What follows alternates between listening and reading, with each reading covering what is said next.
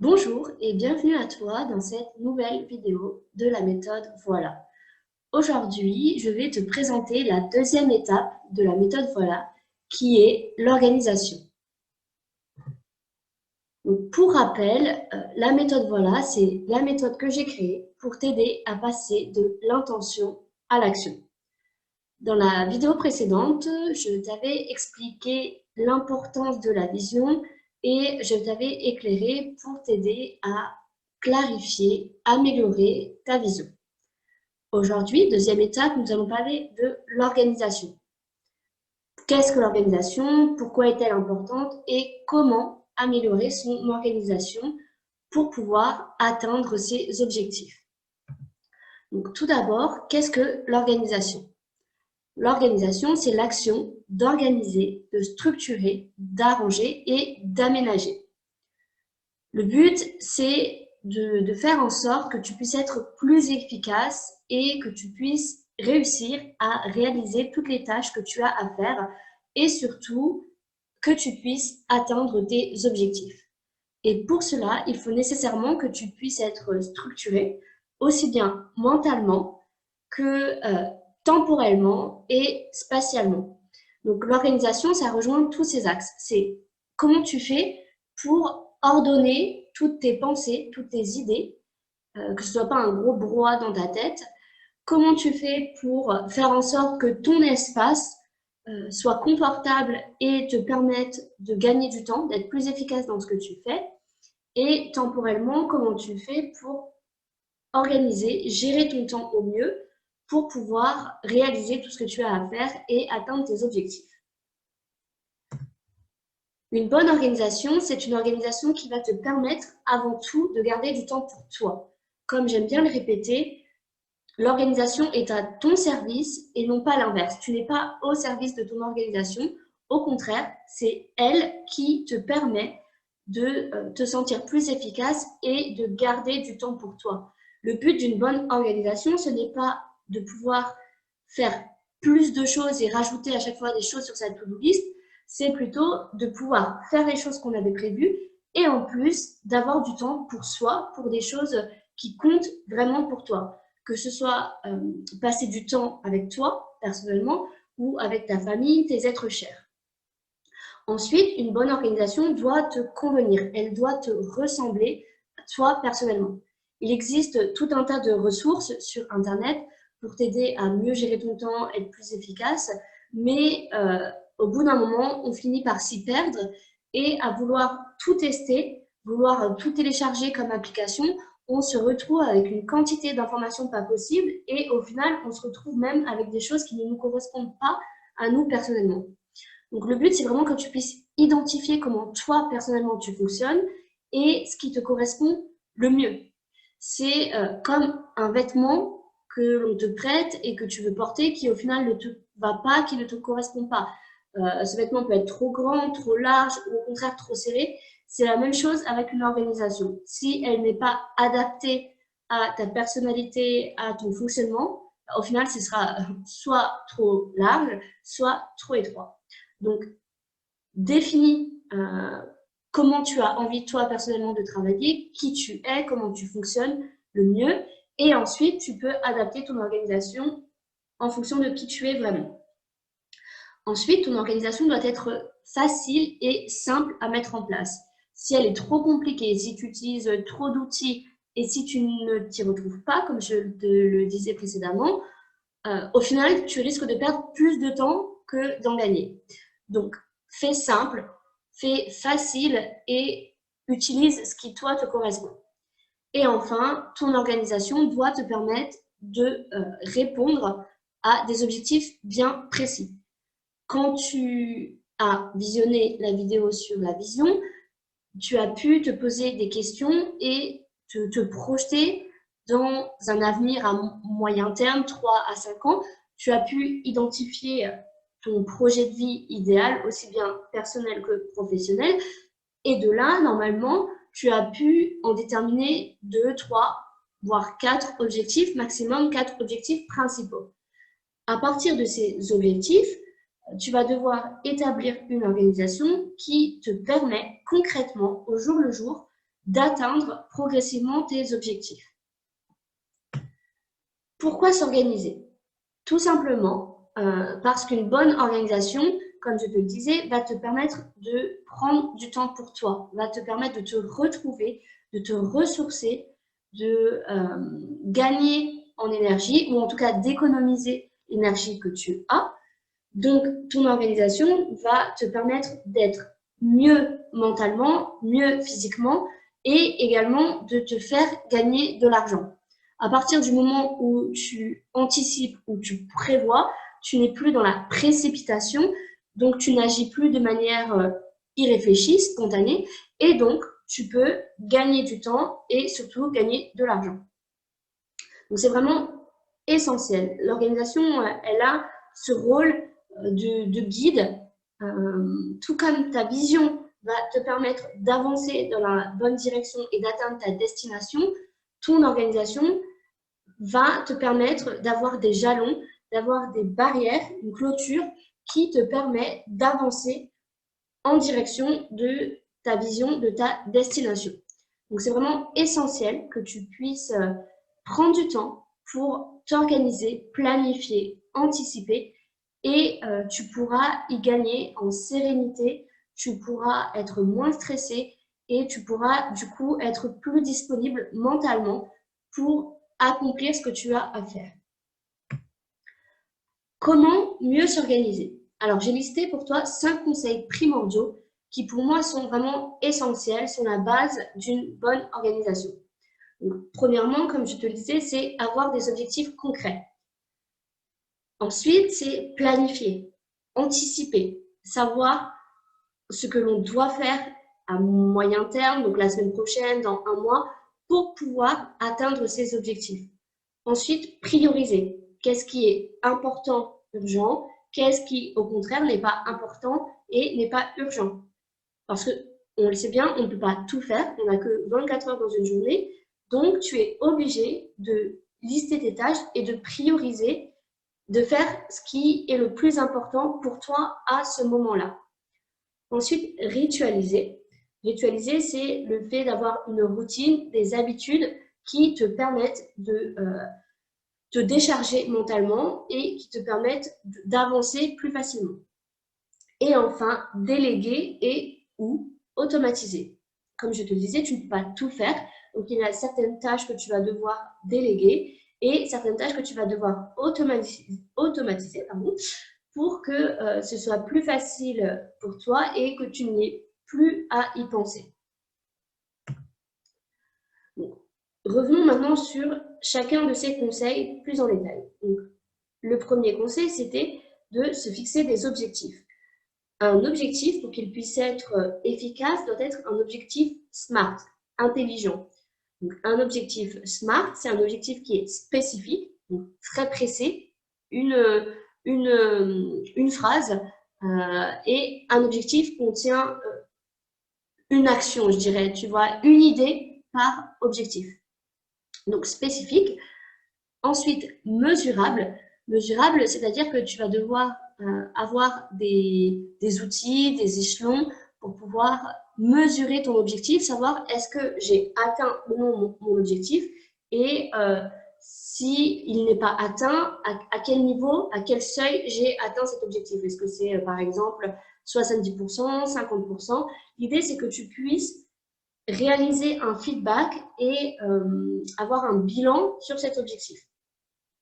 Ensuite, ton objectif doit être atteignable.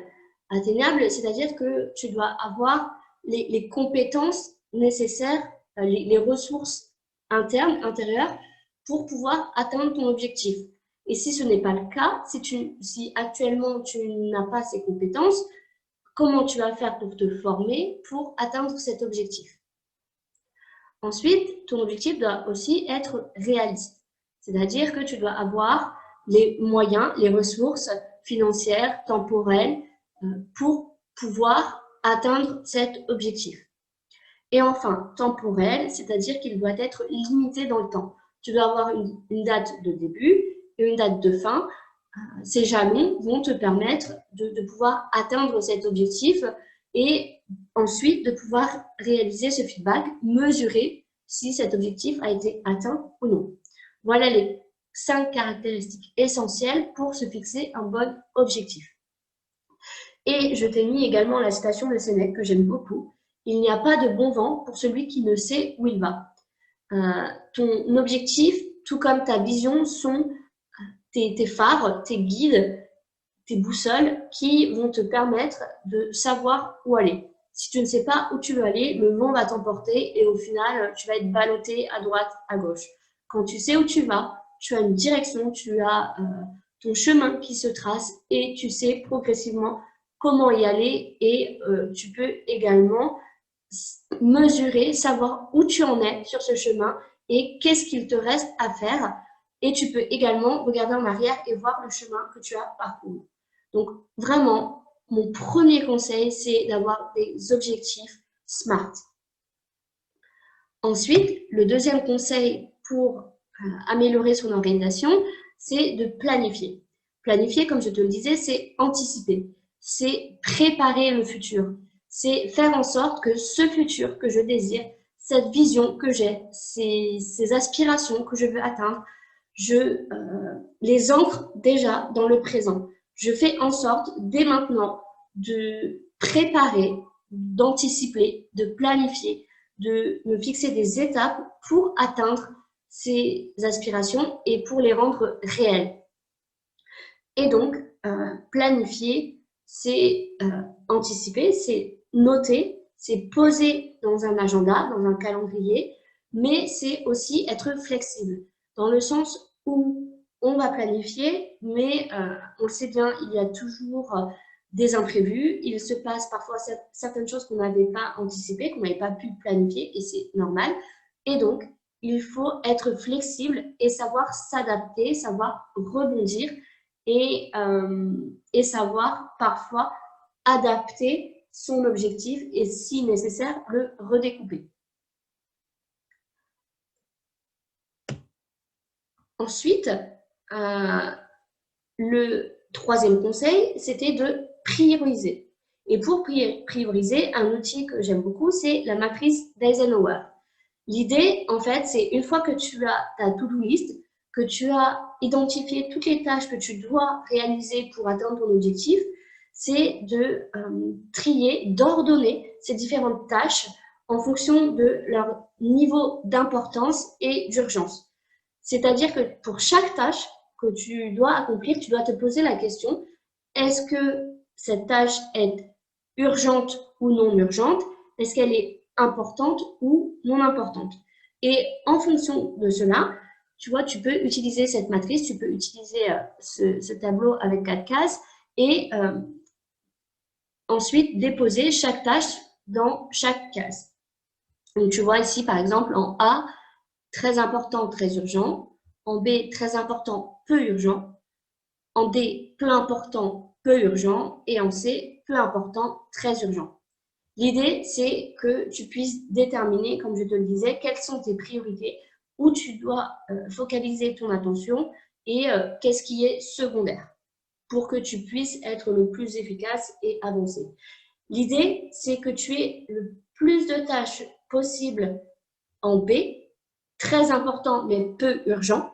Si tu as beaucoup de tâches dans cette case, ça veut dire que tu as une bonne planification et que tu es à jour dans ce que tu dois faire. Dans le sens où chaque tâche que tu dois faire va être importante mais peu urgente, dans le sens où tu as encore du temps pour réaliser cette tâche. Et si tu as encore du temps, ça veut dire que tu n'es pas dans le rush et donc tu es bien organisé. Pour chacune de ces cases, il y a des pièges. Par exemple, en A, très important, très urgent, l'idée, ça va être de traquer la vérité. On a souvent tendance à se dire que tout est important, tout est urgent. Donc, la question que tu dois te poser là, c'est est-ce que c'est vraiment important? Est-ce que c'est vraiment urgent? Et sinon, hop, tu l'as fait basculer dans une autre case. L'idée, c'est que tu aies le moins de tâches possible ici en très important, très urgent, parce que sinon, tu vas être dans le rush, tu vas être stressé, tu vas avoir la pression, parce que tu auras plein de tâches à faire et que toutes ces tâches seront hyper importantes et hyper urgentes. Et donc là, grosse panique. Donc, on essaye le plus possible d'anticiper, de planifier et d'être à jour pour ne pas avoir beaucoup de tâches dans cette case. Dans le B, l'idée, c'est de bien planifier, comme je te le disais, et surtout de s'y tenir, de se tenir à son organisation au plus possible, à sa planification aussi, pour garder ce temps à chaque fois entre les tâches et ne pas être dans le rush. Dans le C, l'idée, ça va être de ne pas se laisser envahir par toutes ces tâches qui ne sont pas très importantes et qui ne sont pas très urgentes. Par exemple, certains mails, certaines newsletters, des fois on est abonné, on veut les regarder tout de suite au lieu de réaliser une tâche qui est plus importante ou consulter les réseaux sociaux. L'idée, c'est de se dire ces tâches qui sont peu importantes et au final sont urgentes, mais comme je le disais, pas très importantes, je vais les reléguer en seconde position.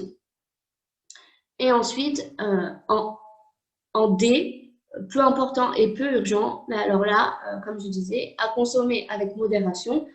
C'est toutes ces petites tâches qui nous polluent et nous font perdre du temps, alors qu'en fait, on pourrait très bien les déléguer ou les automatiser. Donc, tu vois, l'idée, c'est vraiment que ta concentration, toute ton énergie soit dans ces tâches très importantes et peu urgentes. Et si tu es vraiment dans le rush, très importante, très urgent.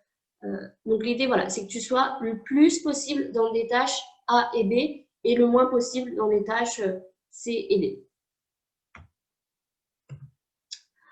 Ensuite, l'autre conseil, c'était de ritualiser. Ritualiser te permet, comme je te le disais tout à l'heure, de te décharger mentalement.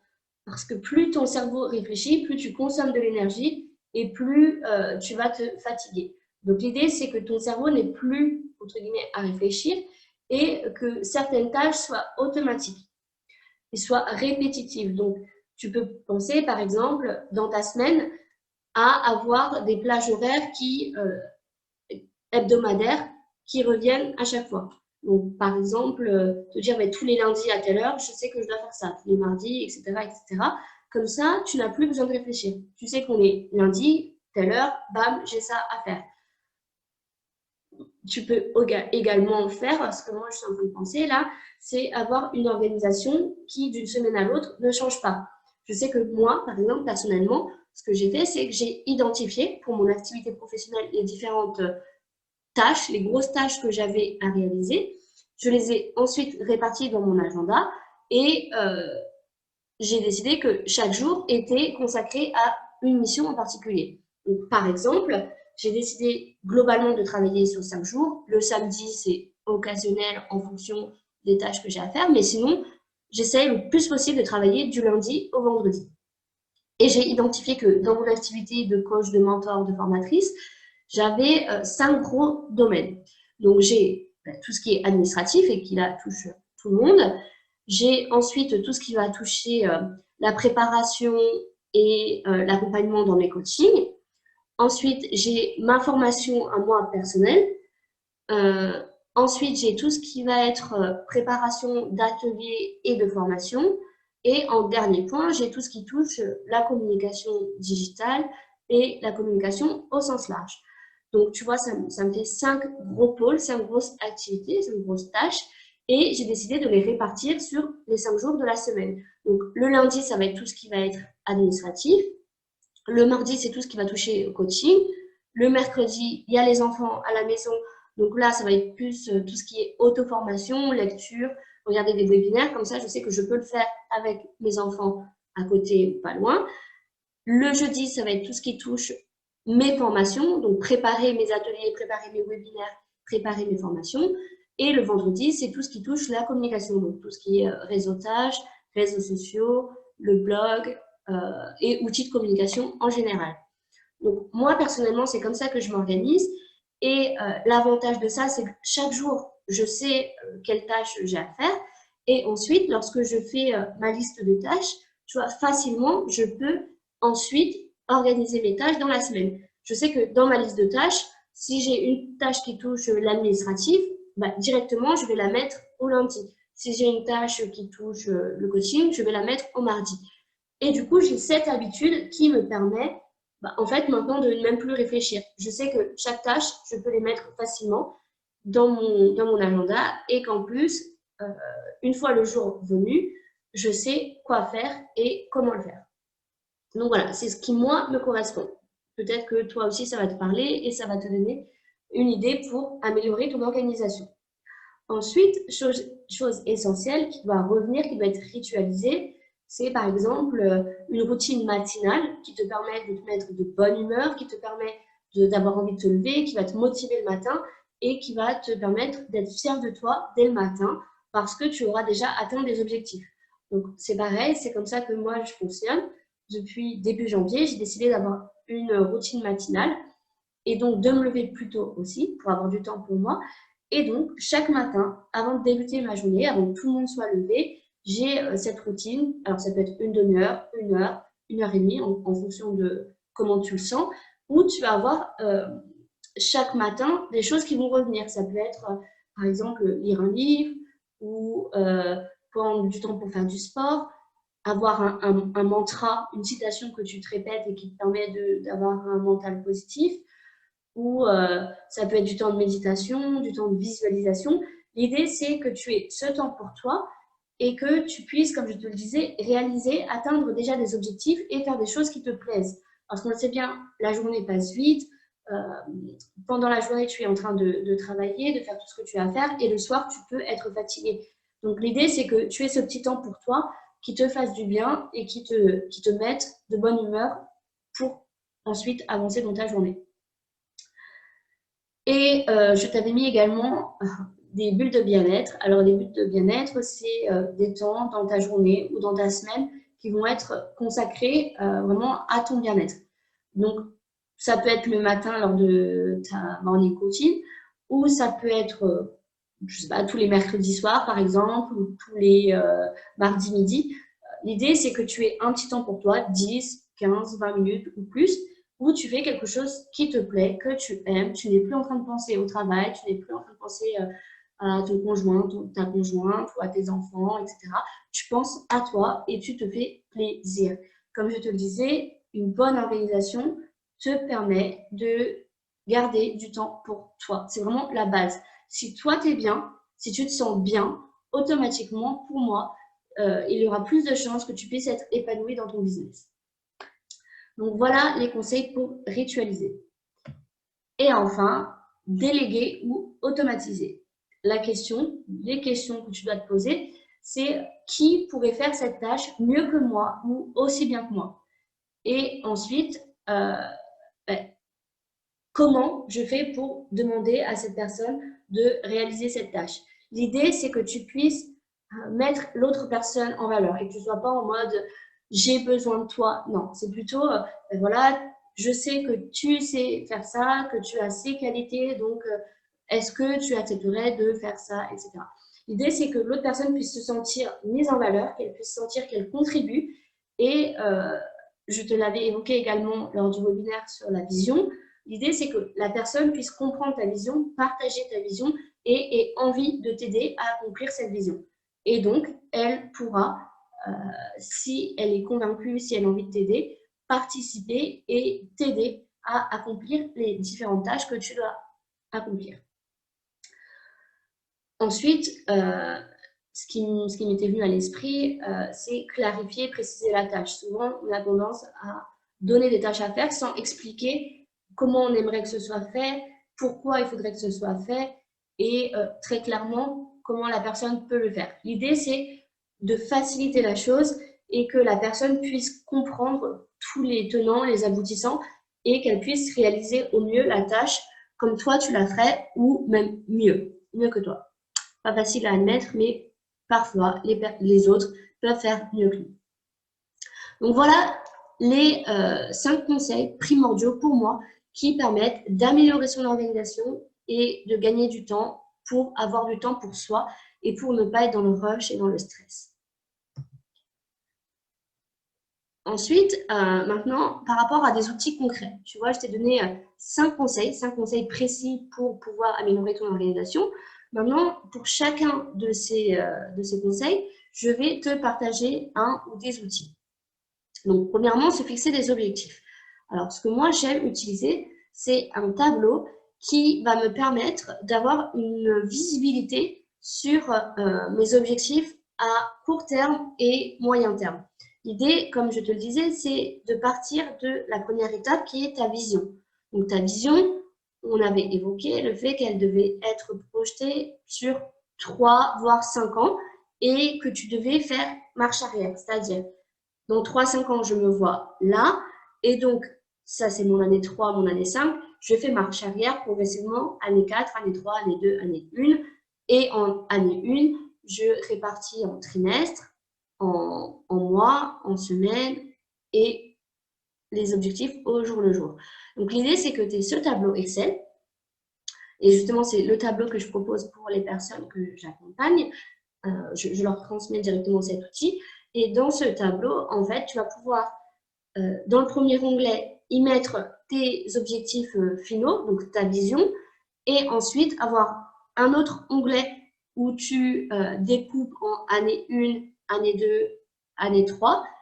Ensuite, les objectifs donc, de l'année en cours, les objectifs du mois et les objectifs de la journée. Donc comme ça, sur ce tableau Excel, tu as vraiment tous tes objectifs qui sont découpés et tu peux visualiser, identifier ta progression et voir que chaque objectif, chaque pas que tu fais t'amène, te rapproche de ta destination. Ensuite, par rapport à la planification, alors là, tout simple, utiliser un calendrier ou un agenda. Donc ça peut être un calendrier, un agenda en ligne, comme Gmail, où j'utilise celui de Gmail, parce qu'il est connecté à mon adresse mail, il est connecté aux différents outils. Donc quand j'ai par exemple un coaching ou un webinaire, il est directement connecté à mon Zoom. Et donc, ça me permet de noter directement les choses. Tu peux également décider de l'avoir en version papier si c'est plus simple pour toi et si tu préfères. Mais l'idée, c'est que tu puisses avoir cette vision sur ta semaine, sur ton mois, sur ton année. Tu vois, l'agenda, c'est vraiment le bon outil pour avoir cette vision large. Ensuite, pour prioriser, alors là, tout simple, avoir une to-do list. Encore une fois, une to-do list sous forme papier ou sous format digital. Alors, par exemple, un outil qui est pas mal pour avoir une to-do list au format digital, c'est Notion. Tu en as peut-être déjà entendu parler. Alors, Notion, Notion, dis-le comme tu veux, anglais, français, peu importe. Il y a déjà une to-do list intégrée et qui est déjà mise en forme, en fait. Tu as juste à la compléter.